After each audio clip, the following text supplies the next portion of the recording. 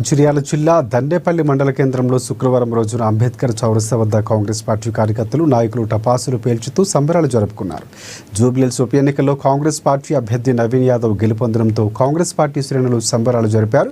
ఈ సందర్భంగా రాజీవ్ గాంధీ పంచాయతీరాజ్ సంఘటన జిల్లా అధ్యక్షులు గడ్డం త్రిమూర్తి మాట్లాడుతూ తెలంగాణ రాష్ట్రంలో కాంగ్రెస్ పార్టీ చేస్తున్న అభివృద్ధి కార్యక్రమాలు, సంక్షేమ పథకాలు చూసి జూబ్లీహిల్స్లో ప్రజలు కాంగ్రెస్ పార్టీ బలపరిచిన అభ్యర్థి నవీన్ యాదవ్కి పట్టం కట్టడం జరిగిందన్నారు.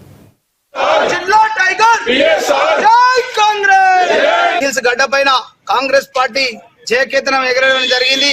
రాష్ట్ర గౌరవ ముఖ్యమంత్రి వర్యులు రేవంత్ రెడ్డి గారి నాయకత్వంలో రాష్ట్ర మంత్రివర్గం మరి ఏదైతే ప్రజాపాలన అందిస్తున్నటువంటి ఈ కాంగ్రెస్ ప్రభుత్వానికి ఉప ఎన్నికలలో జూబ్లీహిల్స్ ప్రజలు పట్టం కట్టి భారీ మేరటితోటి గెలిపించినందుకు మంచిర్యాల నియోజకవర్గ శాసనసభ్యులు కొక్కిరాల ప్రేమ్సాగర్ రావు గారు, మరి అదే విధంగా మా యొక్క డీసీసీ అధ్యక్షురాలు సురేఖమ్మ గారి నాయకత్వాన దండేపల్లి మండల శాఖ ఆధ్వర్యంలో మరి ఈ రోజు కాంగ్రెస్ పార్టీ ఆధ్వర్యంలో భారీ సంబరాలు చేసుకోవడం జరిగింది.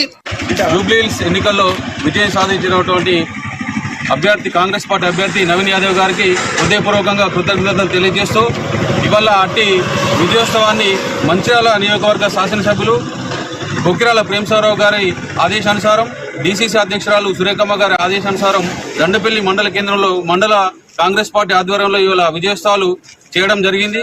దీనికి ఎంతో సంతోషంగా ఉంది.